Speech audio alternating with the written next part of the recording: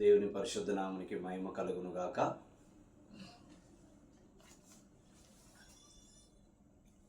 ఈ దినం మత్తయి సువార్త 5వ అధ్యాయం 27 వచనములో రాయబడింది. వాక్యం ధ్యానం చేసుకుందాం. మత్తయి సువార్త 5వ అధ్యాయం 27 వచనం. వ్యభిచారం చేయవద్దని చెప్పబడిన మాట మీరు విన్నారు కదా. నేను మీతో చెప్పున్నదేమనగా, ఒక స్త్రీని మోహం చూపుతో చూచు ప్రతి వాడు అప్పుడే తన హృదయమందు ఆమెతో వ్యభిచారం చేసిన వాడగును. దేవుని వాక్యం సెలవిస్తుంది, ఒక స్త్రీని మోహం చూపుతో చూచువాడు తన హృదయంలో ఆమెతో వ్యభిచరించిన వాడుగునని వాక్యం సెలవిస్తున్నమాట.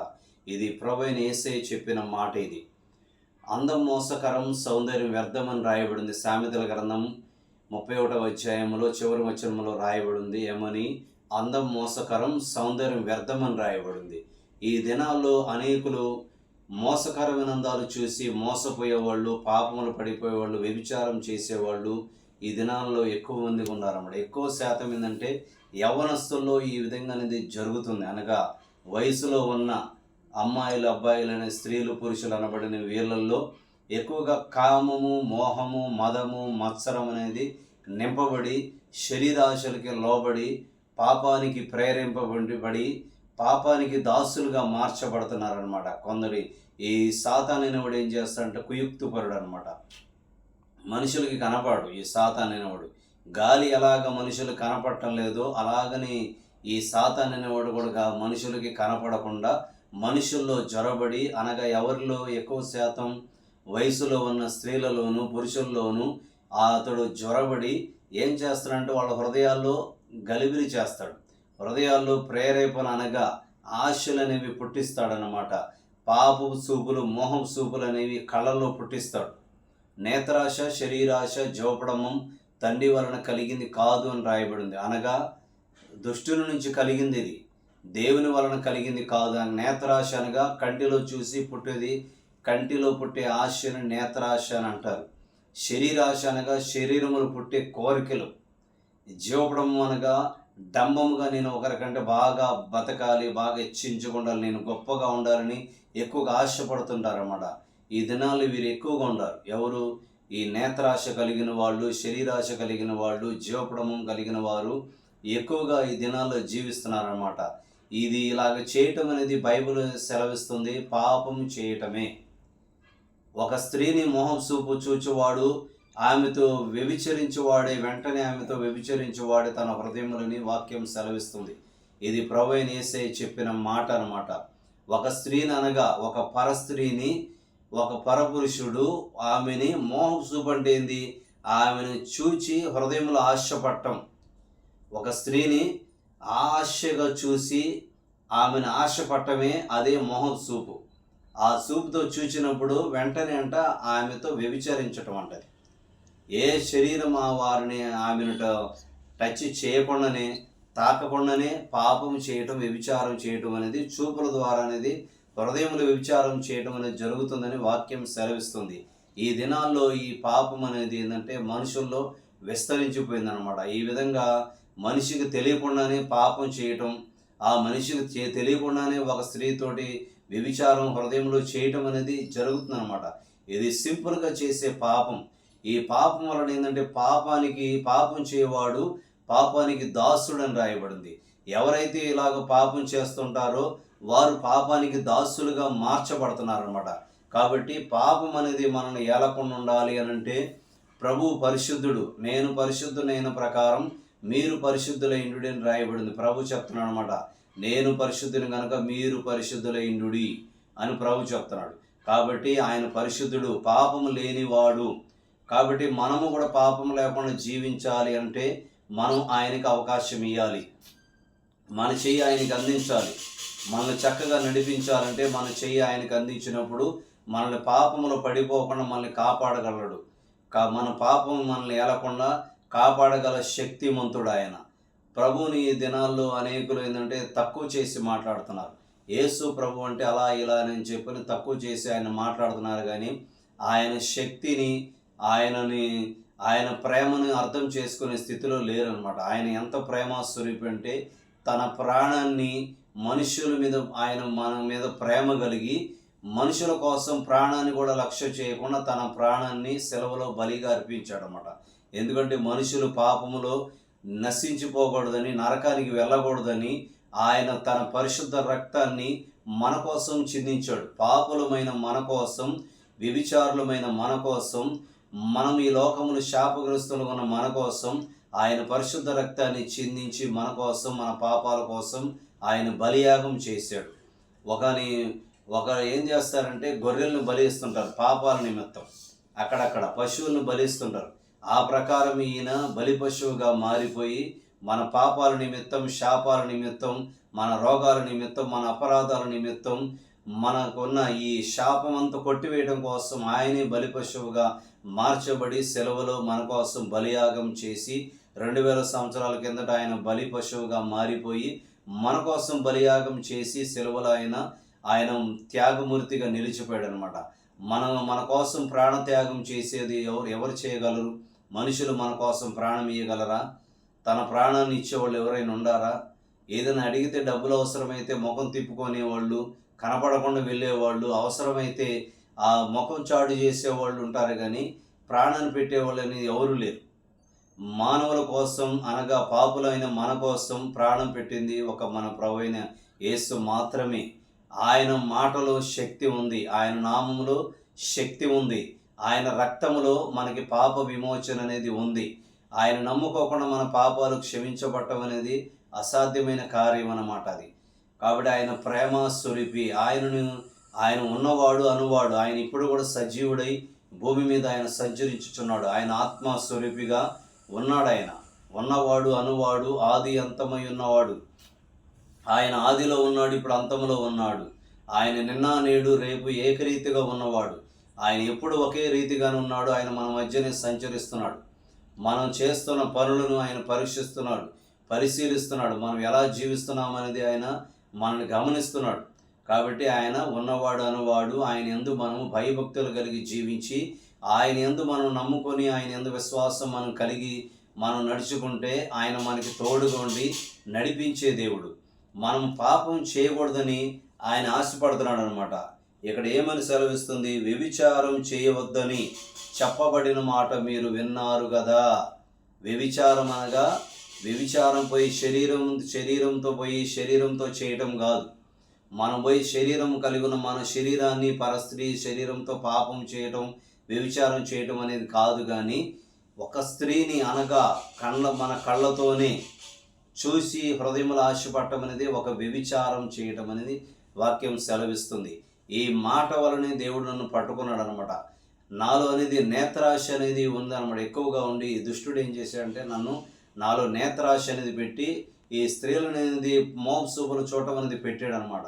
ఈ బైబిల్లో ఈ వాక్యం ఎప్పుడైతే నేను చూసి చదివానో ఈ మాట అనేది దేవుడు ఈ మాట ద్వారా నన్ను పట్టుకొని నన్ను బాగు చేశాడు. నాలో నేత్రాశ శరీరాశ అనేది చూపడం అనేది లేకుండా ఆయన తొలగిస్తున్నాడు. పాపానికి నేను దాసుని ఉండకుండా నన్ను కాచి కాపాడుతున్నాడు. ఆయన నా ఎడలో చేసిన మేలులు ఇసుక రేణువుల కంటే విస్తారమైన అనమాట. అన్ని మేలులు నా జీవితంలో ఆయన జరిగించాడు. నన్ను పిలిచి నాకు ఆయన మాటలు చెప్పిన వారు ఎవరు లేరు. కాబట్టి ఆయన దర్శించి, ఆయన ఒక దర్శనం ద్వారా నాతో మాట్లాడి, ఆయన దూత ద్వారా నాతో మాట్లాడి నన్ను పిలిచి ఈ వాక్యం చదివేలా చేసి, ఈ వాక్యం ద్వారా నన్ను మార్చి, మూర్ఖత్వం కలిగి ఉన్న నన్ను మంచివానిగా మార్చి, ప్రేమ లేని వాడిగా ఉన్న నన్ను ప్రేమ కలిగిన వాడిగా మార్చి, అనేకులకు ఆయన మాటలు చెప్పాలని ఆయన నాకు తెలియపరిచి, ఈ మాటలు అనేకులు తెలుసుకోవాలని, అందరూ పాపం లేకుండా జీవించాలనేది ఆయన ఆశపడుతున్నాడు అనమాట. ఆయన పోలిక చొప్పున మనల్ని కలుగు చేసుకున్నాడు. ఆయనలా జీవించాలని, పాపం లేకుండా మనం జీవించాలని, ఆయన రాజ్యంలో మనం ప్రవేశించాలని ఆయన ఆశపడుతున్నాడు అనమాట. కాబట్టి దినమెల్లా మన కోసం ఆయన చేతులు చాపుతున్నాడు. ఎందుకు? మనల్ని ఆహ్వానిస్తున్నాడు. నా కుమారులారా, నా కుమార్తెలారా అని చెప్పి ఆహ్వానిస్తున్నాడు. దేనికి? పాపము చేయకుండా పరిశుద్ధంగా జీవించి ఆయన రాజ్యంలో ప్రవేశించాలని ఆయన ఆశపడుతూ మన కోసం ఆయన ప్రాణాన్ని బలిగా అర్పించి ఆయన నేటి వరకు కూడా కష్టపడుతూ ఉన్నాడు మన కోసం. ఎందుకంటే మనం పాపంలో పడిపోకూడదని, పరిశుద్ధంగా జీవించాలని, ఆయనకి పిల్లలుగా జీవించాలని, మంచి మార్గంలో నడవాలని, నీతిగా బ్రతకాలని ఆయన కోరుకుంటున్నాడు. ఆయన ఆశ అంతా ఒకటే అన్నమాట. ఆయన స్వరూపములో చేయబడిన మనము, ఆయన పోలిక చొప్పున చేయబడిన మనము ఆయనలాగా పాపం లేకుండా జీవించాలని, పరిశుద్ధంగా జీవించాలని, నిత్యం సంతోషం కలిగి సమాధానం కలిగి అన్ని విషయాల్లో మనం ఆశీర్వదించబడాలని ఆయన ఆశపడుతున్నాడు అనమాట. కాబట్టి ఆయన ఆశపడుతున్న దేవుడు మన మన ఆశలను కూడా నెరవేర్చే దేవుడు. మనం ఎందుకంటే ఎప్పుడైతే మనం ఆయన యందు విశ్వాసం ఉంచుంటామో అప్పుడే మనని ఆయన నమ్మకంగా మనల్ని కాచి కాపాడుతుంటాడు అనమాట. విశ్వాసం లేకుండా దేవునికి ఇష్టలేనుట అసాధ్యమని రాయబడింది. కాబట్టి ఆయన మీద మనం విశ్వాసం లేకపోతే మనం కాపాడబడటం అనేది అసాధ్యం. ఇప్పుడు భార్య మీద, భార్య భర్త మీద ఒకరికొకరు అనేది నమ్మకం అనేది ఉండాలి. నమ్మకం ద్వారానే వారి మధ్యన అనేది కాపురం అనేది జరుగుతుంది, కుటుంబాలు సాగిపోతుంటాయి. వారిద్దరి మధ్య, భార్య భర్తల మధ్యన సమాధానం అనేది ఉంటుంది, పిల్లల మధ్యన సమాధానం అనేది ఉంటుంది. కాబట్టి ఒకరి మీద ఒకరికి అనేది నమ్మకం అనేది ఏర్పడాలి. ఒక యజమానుడి దగ్గర దాసుడు పనిచేసేటప్పుడు ఆ యజమానుడి మీద దాసునికి, దాసుని మీద యజమానుడికి అనేది నమ్మకం అనేది ఉండాలి. నమ్మకం అనేది ఉన్నప్పుడే వారు ఆ ఉన్నంత కాలమే, ఆ నమ్మకం అనేది ఉన్నంత కాలమే వారిద్దరి మధ్యన వారిద్దరు సమాధానం నడుచుకుంటారు, ఒకరిలో ఒకరు ప్రేమ కలిగి నడుచుకుంటారు, ఒకరి దగ్గర ఒకరు తగ్గించుకుంటారు అన్నమాట, నమ్మకం అనేది ఉండటం వలన. కాబట్టి నమ్మకం అనేది ఒకరి మధ్యన ఒకరు అనేది ఉండాలి. భర్త భార్య మధ్యన నమ్మకం ఉండాలి, భక్తుడికి దేవునికి మధ్యన నమ్మకం అనేది ఉండాలి, యజమానుడికి దాసుడికి మధ్యన నమ్మకం అనేది ఉండాలి. ఒకరి మీద ఒకరికి నమ్మకం అనేది ఉండటం వలనే సమస్తము సమాధానంగా సాగిపోతుంటాయి అన్నమాట. కాబట్టి నమ్మకం అనేది ఉండాలి. నమ్మకం లేకపోతే ఈ లోకంలో మనము జీవించడం అనేది కష్టం. ప్రతిదీ మనం నమ్మాలి, నమ్మి చేయాలి. అలాగని అన్నీ నమ్మవలసిన వాటిని నమ్మాలి, కానీ నమ్మకూడని వాటిని నమ్మకూడదు. జ్ఞానమై ఉన్నది వాక్యం, దేవుని వాక్యం జ్ఞానమై ఉంది. కాబట్టి మనం జ్ఞానం కలిగి నడుచుకోవాలి, దేవుని మీద నమ్మకం కలిగి నడుచుకోవాలి. దేవుని వాక్యాన్ని చదువుకొని ఆ ప్రకారం జీవించే వాళ్ళు ఎప్పుడైనా కానీ ఆశీర్వదించబడతా ఉంటారు, అన్ని విషయాల్లో అభివృద్ధి పొందుతూ ఉంటారు. కాబట్టి దేవుని వాక్యముని నమ్ముకొని చెడిపోయిన వారు అనేవారు చరిత్రలోనే లేరు. దేవుని వాక్యాన్ని అనగా దేవుని మాటలను విని ఆ ప్రకారం జీవించిన ప్రతి ఒక్కరూ అన్ని విషయాలు ఆశీర్వదించబడి అన్ని విషయాల్లో సమృద్ధి కలిగి జీవిస్తున్నారు. ఆయన మాటలు శక్తి కలిగిన మాటలు, నిత్య జీవపు మాటలు, అనగా నిత్యం మనని జీవింపజేస్తాయి అన్నమాట. చనిపోయిన వాళ్ళని సైతం బ్రతికించగలిగిన మాటలు, శక్తి కలిగిన మాటలు, రోగులను బాగు చేసే మాటలు, దయ్యాలను పారదోలే మాటలు, ఆయన శక్తి కలిగిన మాటలు. కాబట్టి ఆయన మాటలు ఎవరిలో నిలిచి ఉంటాయో వారిలో ఆయన నిలిచుంటాడు. ఎవని యందు నా వాక్యం నిలిచిందునో వాని యందు నేను నిలిచిందని రాయబడింది. అవును, ఎవరిలో ఆయన మాటలు నిలిచి ఉంటాయో ఆయన ఆత్మ ద్వారా ఆయన వారిలో నిలిచుంటాడు అనమాట. వారికి తోడై ఉంటారు, వారిని నడిపిస్తాడు. వారిని బాధల్లో నుంచి, శ్రమల్లో నుంచి, అపాయాల్లో నుంచి, కష్టాల్లో నుంచి, నష్టాల్లో నుంచి తప్పిస్తుంటాడు. ఆయన నమ్ముకుంటే బాధలు అనేవి ఉండవు, అవి అనేవి ఏవి ఉండవు అని చెప్పి ఉండవు అనేది మాట అబద్ధం. ప్రతి మనుషునికి బాధలు, ఇబ్బందులు అనేవి ఉంటాయి. కానీ ఆయన చూస్తా బాధల్లో ఉన్నప్పుడు ఊరకుండే దేవుడు కాదు. ఆయన సహాయం చేసి కాచి కాపాడే దేవుడు. మనం ఇబ్బందుల్లో ఉన్నప్పుడు కాపాడే దేవుడు, మనం ఆపదల్లో ఉన్నప్పుడు కాపాడే దేవుడు, మన అవసరతలో ఉన్నప్పుడు ఏ రూపానైనా కూడా మనకి సహాయం కలిగిన శక్తిమంతుడు. కాబట్టి మనము ఆయన యందు విశ్వాసం ఉంచాలి. మన విశ్వాసమే మనల్ని కాపాడుతుంది.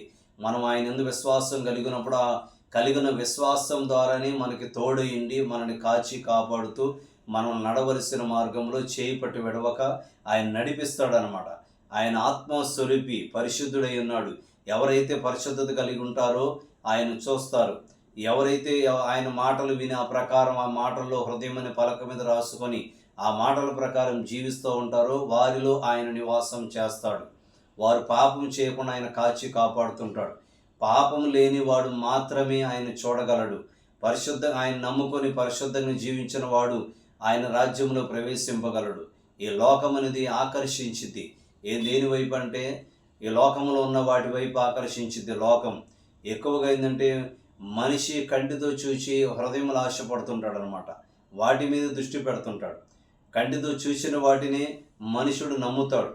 చూడని ప్రభువు, కంటికి కనబడని ప్రభువుని మీద నమ్మకం ఉంచట్లేదు. ఎందుకంటే ఆయన పరిశుద్ధుడు. పాపం లేని వారికి మాత్రమే ఆయన కనపడతాడు. పాపం మనలో లేకుండా ఉండాలి అని అంటే ఆయన యందు మొట్టమొదటిగా ప్రభువా నీకు ఇష్టమైతే నాలో పాపాన్ని కనికరించి క్షమించి నీవు నన్ను దర్శించి నాతో మాట్లాడు దేవానికి స్తోత్రములని ఎప్పుడైతే ఎవరైతే అడుగుతారో వారిని తప్పక ఒక దినం ముందు దర్శించి వారితో మాట్లాడి వారికి ఆయన కనబరుచుకుంటాడనమాట. కాబట్టి నమ్మాలి, నమ్మితేనే దేవుని మహిమను చూచెదవని రాయబడింది. మనం నమ్మాలి, ఆయన మనల్ని చూస్తున్నాడని, ఆయన మనతో మాట్లాడుతాడని, ఆయన మనకి కనపడతాడని, మనం పాపములో పడకుండా మనల్ని కాచి కాపాడుతాడని, పరిశుద్ధంగా జీవించడానికి మనకు ఆయన సహాయం చేస్తాడని నమ్మాలి. మనం ఏదైతే నమ్ముతామో, ఆయన మీద నమ్మకం కలిగి ఉంటామో ఆ కార్యాలు మన ఎడలో తప్పక ఆయన చేస్తాడు. కాబట్టి ఆయన నమ్మదగిన దేవుడు, నమ్మకస్తుడు. ఆయన యందు నమ్మకించిన వారు ఎంత మాత్రం నశింపరు. నా యందు విశ్వాసం ఉంచి వాడు ఎంత మాత్రం నశింపక నిత్య జీవనకు వారసులు ఉందని రాయబడింది. ఆయన చెప్తున్నాడు అన్నమాట, నా యందు విశ్వాసం ఉంచిన వాడు అనగా నన్ను నమ్ముకున్నవాడు ఎంత మాత్రం నశింపక నిత్య జీవనకు వారసులు ఉంటారంటున్నాడు. కాబట్టి నన్ను నమ్ముకున్న వారు ఎంత మాత్రం నష్టపోరు, ఎంత మాత్రం నష్టాలు అనుభవించరు. కాబట్టి నా యందు విశ్వాసం ఉంచిన వాడు అనగా నన్ను నమ్ముకున్నవాడు నేను వారిని కాపాడుతాను, వారిని తప్పిస్తానంటున్నాడు. కీర్తన గ్రంథం 91వ అధ్యాయం 13వ వచనంలో రాయబడింది ఏమని? అతడు నన్ను ప్రేమించుచున్నాడు గనక నేను అతన్ని తప్పించదని అంటున్నాడు. అంటే ఎవరైతే ఆయన నమ్ముకొని ఆయన మీద ప్రేమ కలిగి ఉంటారో ఆ వాళ్ళని నేను తప్పిస్తానంటున్నాడు. దేని నుంచి? ఆపదల నుంచి, అపాయాల నుంచి, సమస్యల నుంచి, దేని మీదైతే వారు ఇబ్బందులు పడుతున్నారో వాటి విషయం ఆయన తప్పిస్తాడనమాట. ప్రయాసపడి భారం మోసుకొనుచున్న సమస్త జనులారా మీరు నా యొద్దకు రండి, నేను మీకు విశ్రాంతిని కలుగజేతును అంటాడు ప్రభు. కాబట్టి సమస్త భారములు అనగా ఏ భారములు?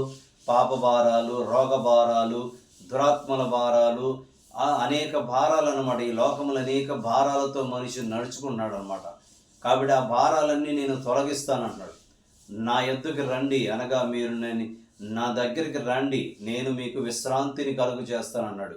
అనగా ఆ భారాలన్నీ తీసివేసి మీకు నెమ్మదిని, సంతోషాన్ని, సమాధానాన్ని ఇస్తాను, మీకు విశ్రాంతిని దయచేస్తానంటున్నాడు. అనగా దేనికి విశ్రాంతి? మన ప్రాణానికి, శరీరానికి, ఆత్మకి మనకి విశ్రాంతి అనేది అవసరం. లోకంలో ఏంటంటే ఎంత పరిగెత్తినా కానీ మనము ఏమి తీసుకొని మనం ఒంటరిగా వచ్చాం, ఒంటరిగా వెళ్ళిపోతాం చివరికి. కాబట్టి ఈ లోకం నుంచి మనం తీసుకొని పోయేది ఏది? మనం మనం జీవించినంత కాలం మనం ప్రేమ కలిగి నడుచుకోవాలి.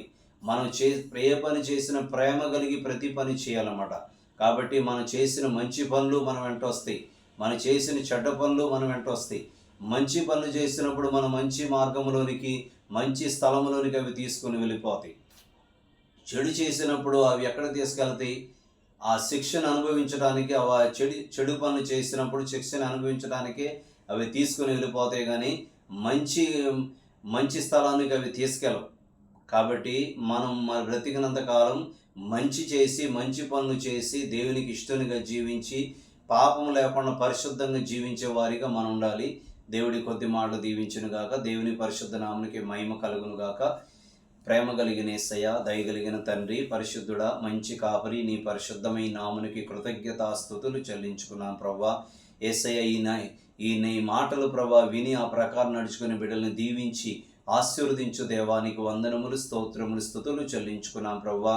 పరిశుద్ధుడైన దేవానికి ఇష్టమైతే ప్రభువా ఈ మాటలు విన్న ప్రభువా ప్రతి ఒక్కరు దేవా పరిశుద్ధంగా జీవించుటకు నీ ఆత్మకార్యం జరిగించమని, పాపములో చిక్కుకోకుండా దేవా సహాయం చేయమని ప్రభువా నీ రెక్కల చోటను ప్రతి బిడ్డని మరుగుపరుచుకొని నీ కృపలో స్థిరపరిచి, బలపరిచి, దీవించి, ఆశీర్వదించి నీ నామానికే మహిమ తెచ్చుకోమని దేవానికి వందనములు, స్తోత్రములు, స్తుతులు, కృతజ్ఞతాస్తుతులు చెల్లించుకుంటూ ఘనత, మహిమ, ప్రభావం యేసును మాత్రం పొందమని యేసు పరిశుద్ధ నామములో వేడుకొనిచున్నాం తండ్రి. ఆమేన్.